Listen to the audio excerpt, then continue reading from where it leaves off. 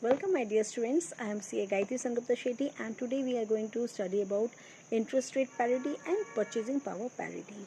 Interest rate parity and purchasing power parity are the terms used in economic theories. Okay, these are the terms used in economic theories which are mainly taken to understand the relationship between the interest rate, the exchange rate and the price levels in different countries.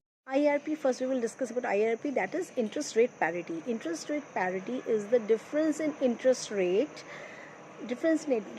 between two countries should be equal, or it should equals to the expected change in exchange rates over a specific period of time.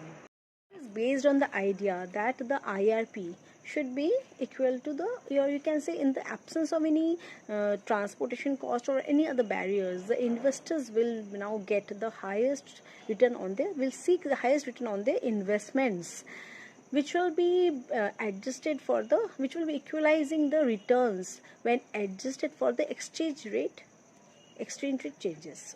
So we can now say that the IRP there are two types of IRP. Okay, IRP interest rate parity, covered interest rate parity, and the other is uncovered interest rate parity.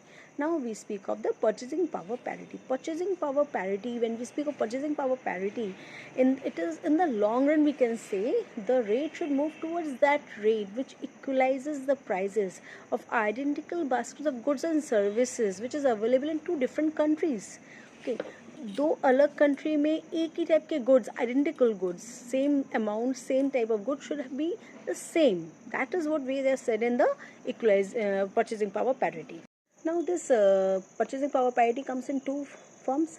Two terms we can say forms. One is the absolute purchasing power parity and the other is the relative purchasing power parity.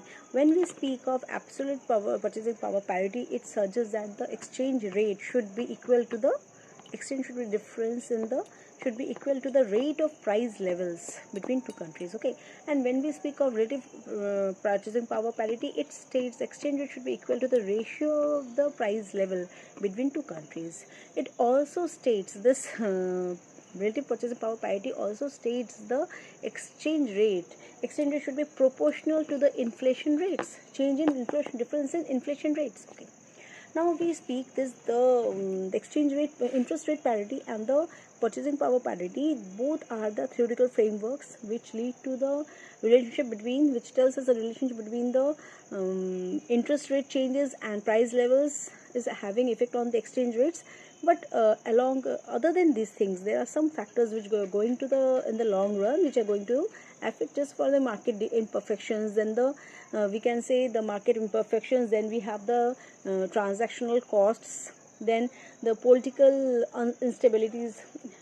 All these things are going to affect the rates of exchange. So we can say these create the deviations from the theoretical framework. Thank you.